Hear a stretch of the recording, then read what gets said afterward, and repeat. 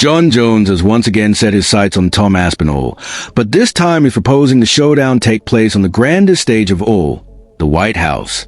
The MMA world is buzzing, and fans can't stop talking about it. Is Jon Jones retired? Is he fighting again? I don't want to say that I'm retired because fighting's in my blood. I mean, what has changed in 2 weeks' time? Of course, Trump talking about a fight at the White House. We're going to have a UFC fight. Think of this on the grounds of the White House. Yeah, okay, maybe maybe that's it. I don't think it is that. I do think that he would want to fight at the White House, and I'm sure that every single fighter is going to want to do that. A lot of them are raising their hands. Conor McGregor's put his hand up. Michael Chandler's interested. Sean Strickland's definitely going to want to be there. Mr. 1776. It looks at Jones and Conor are suddenly interested in being there. I mean, Conor had a massive PR pop when he arrived in the White House on Patrick's Day, and kind of became the catalyst for this political career he's embarking on. So, I mean, it would be a huge, huge deal. It kind of reminds me in theory. Do you remember Eddie Hearn was doing those matchroom cards out his back garden? Oh, yeah. Like in the middle During of COVID. Essex. Yeah. It kind of reminds me of that, but could you imagine what that would look like just in terms of a spectacle? Like, we talk about the spectacle of the sphere and stuff. Do you imagine that, like the White House in the background with the octagon? Oh my God. Well, just the symbolism of, about 30 years ago, the sport being banned in the vast majority of this country, and then it's just like Florida and New Jersey. And then of course it's Nevada. And I mean, 10 years ago, it was still banned in New York. And to think that 10 years later, actually the symbolism of him being elected the same week as the first show at MSG, 10 years later, an actual event at the White House is pretty insane. And now, of course, everyone's trying to figure out, I mean, they even got odds, who's the most likely. Who knows? Who knows what the sport looks like? Who knows what anyone looks like a year from now? Hang on. Jon Jones says he wants to come back. There's one fucking fight to make. Can I just, why? Because it's the American versus the Brit. Well, that's who said that in the message group? Was it Jordan? That was like suggesting it should be a Brit against the USA? Come on, that's perfect. Just weeks after announcing his retirement, Jon Jones is back online stirring the pot, talking about a possible fight with Tom Aspinall at a UFC event reportedly being planned in Washington, D.C. and hosted by Donald Trump. While casual fans might view it as a dream scenario, many hardcore MMA followers see it as yet another insult to Aspinall, an extension of a storyline that has already dragged on far too long. It's worth remembering that Tom Aspinall spent nearly a year waiting for Jones to step up. As just a fighter here, if it was so public, for me personally, I don't know if my ego could take it, having not done it. But that's honestly, that's his prerogative. I don't hold any ill will against him for it, and I'm happy to move on with my career now that it's over. Because you got to remember, I've not fought for nearly a year now because of this, so I'm glad that is behind us now. Do you, in part, I guess, take this as a bit of a compliment that there was such huge public pressure for him to fight you, and actually the route that he chose was to retire instead of fighting you? I mean, that's quite a compliment for someone of Jon Jones' stature. I try not to let my ego take control of me. I could see why people would think that, but to me, it's just like, maybe when I've retired, when I've retired myself, which is not going to happen in the next couple of years at least, I'll think about that kind of stuff. But there's no way on earth that he's going to fight me. Not a chance. I will retire Jon Jones without even fighting him. Jon Jones called us last night and retired. Jon Jones is officially retired. Tom Aspinall is the heavyweight champion of the UFC. Tom Aspinall defended an interim title he never even asked for, kept himself in peak condition, trained like a true champion, and stayed patient while the UFC stalled, waiting for Jon Jones to make a move. When Jones announced his retirement, it seemed like the saga had finally ended. Yet only a few weeks later, Jones is suddenly back, but only under his own conditions. The reaction has split fans. Some are thrilled at the idea of a massive showdown, while others see it as nothing more than damage control, a publicity move to cover up months of delays, excuses, and missed opportunities. That I'm looking for. What's the word that I'm looking for? Is egomaniac the word? Like me, you call me an egomaniac? You just left. You just left.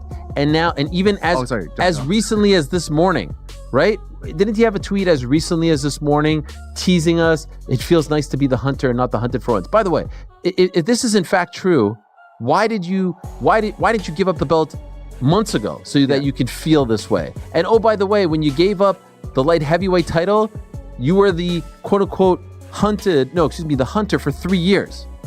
You know, he gave up the light heavyweight title in the midst of the pandemic, and then they had the vacant title. Like, it's not like a completely foreign thing. And oh, by the way, he was stripped of the belt, and Daniel Cormier was the champion. So this idea that he's never been the hunter is ludicrous. But you just left, man. Like, but you want us to keep talking about you. You want us to keep saying, oh, come back, don't come back, the big fight. This is the behavior of what? An egomaniac? Yeah, but like, it's also like, you know, that kind of thing where you're saying like he could have vacated, like that's been the thing the whole time. I remember Rick kind of making the argument a lot where like Pereira is potentially a bigger fight than Aspinall. And what we were saying at that time was like, yeah, have at it. Just get rid of the belt then. Like that was always the easy solve to this. So it kind of plays into the argument that he just really didn't want that Aspinall smoke as well. You know, like the fact that he's suddenly like, oh, I'm available now all of a sudden. You're like, well, that kind of plays more into the idea. They could book that fight tomorrow. Oh, Tommy, do it for October. Well, now if we have it in the White House lawn, I think we should keep it in the back burner. You know what I mean? What could possibly go wrong with a fight that everyone wants to see in the UFC? Huh? No, 100%. And John fighting at the White House would, make a lot of sense. Yeah, I mean, he's a squeaky clean kind of guy. He represents our country so well. Yeah, listen, Tom's squeaky clean. He'd be great represent. Is that the birth of the American nation? Was that you and the Brits? 1776, yeah. Was you squaring off with the Brits and then he's got rid of them and then you were... Did Jon Jones in some way ruin a legacy that could have been the greatest in combat sports of all time? And here's my answer to that. The only reason... one of the best of all time. Here's my answer to that. The only reason it's in danger of being tarnished is because he didn't take this fight. Because we haven't been thinking about the past transgressions. We've been thinking about this fight. And the fact that he's not fighting this guy, and it's believed, like the great DC himself is saying, yo, he's walking away because he does not want to fight this guy. That's bad. Dana White came to me and told me, look, Aspinall wants that guy. I hadn't even heard of Aspinall. I watched him a couple of times. If he's really retired, if he's really retired as a fight fan, I'm sad. I'm glad I saw him fight at MSG. Because I think he's the greatest. I think Jon Jones is the greatest. Incredible watch. So if there's any chance he changes his mind, we'd all love to see it. As you say, Molly, he's the greatest, but what are we talking about? Possibly, people are saying possibly is because he's ducking somebody. That's not good. That's not good. Even Tom Aspinall's response spoke volumes. In recent interviews, he made it clear he isn't interested in gimmicks, stressing that his focus is on preparing for whoever the UFC puts in front of him, whether that's Cyril Gane, Alexander Volkov, or even Francis Ngannou or Alex Pereira in a potential super fight down the line. The language Jones has been using from day one about Tom Aspinall. Why would I gamble my legacy on someone like him? Jon Jones, gamble.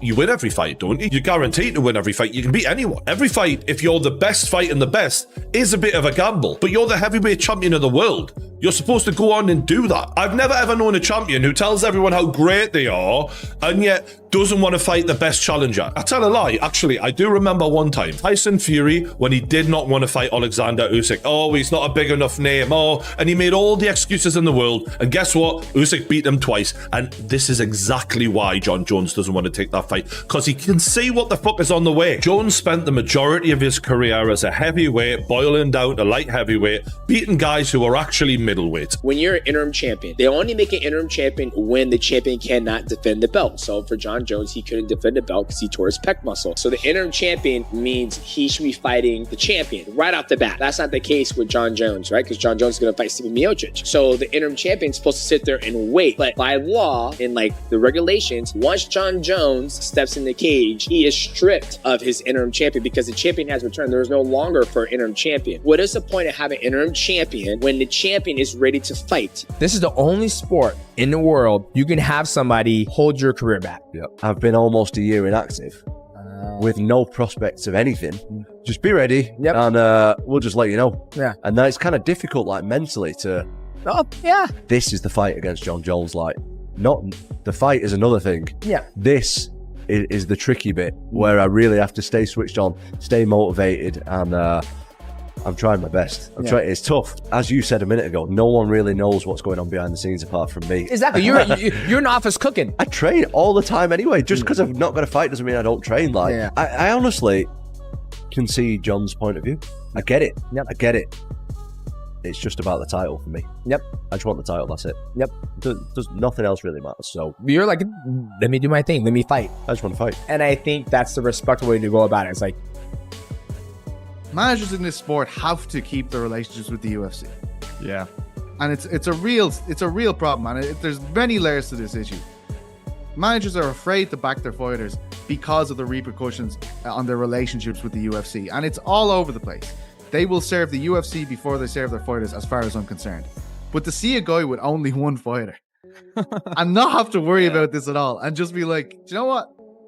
This was bullshit. You know, essentially just be like, this is not cool. I thought it was class. Do we have some quotes there on our John? I don't know if you put them up there. Oh, here we go. This is from the article up on Uncrowned. And believe me, this has nothing to do with me if this is a good article. I am just writing 50 words. Here's Andy. 50 words. Here's Andy. Here it is. I can't think of a worse way you could have done it. This is the announcement of Tom as the new champion. I don't know if pathetic is the word. I just feel they didn't think about it. I don't think Tom deserved to find out at a press conference in the middle of the night. Yeah. It's got a point. It's poor man management of Jones and Tom. I like the personnel at the UFC, but for me, they just don't do things right sometimes. I think he's right. Well, okay, go ahead. Sorry. And here it is on Jones. Like, I mean, just feels like he was knocking fucking home run balls out of the park. Like everything that everyone felt. Yeah. He's just like, and here's this one. I know. As soon as Jones got injured and said he needed a year off before he fought Stipe, he should have stepped aside then. And what is now going to happen in your career going forward in the heavyweight division? All right. What are your feelings towards him?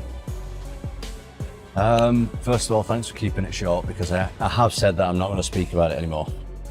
My feelings towards him, I just wish him all the best. Genuinely wish him all the best. If he feels satisfied with what he's done, which he's saying he is, and he's happy to leave like that, then I genuinely wish him all the best. Do you think that is it? I don't know him. Don't know him at all. Met him once. Don't know anything about him, so I don't know. So it's short. It was short and sweet, thank you. No, but you can understand that has been quite a huge part of the narrative over the last 12 months, and a lot of fight fans will have their attitudes as to why that decision has been made and what have you. I kind of agree with you. At the end of the day, with the legacy that he's had and what he's done in the sport, he has the right to make a decision for himself. Personally, as a fight fan, I just wish that he'd done it a little bit earlier, so therefore we wouldn't have had that narrative over the last 12 months, because I can imagine it's been incredibly frustrating for you from a personal point of view and a professional point of view as well. Yeah, I just wanted to, I feel like a broken record, I keep hanging on, but all I wanted to do was fight.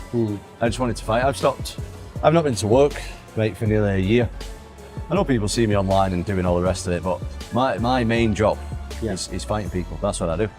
I've not done that for almost a year, and none of it has had anything to do with me.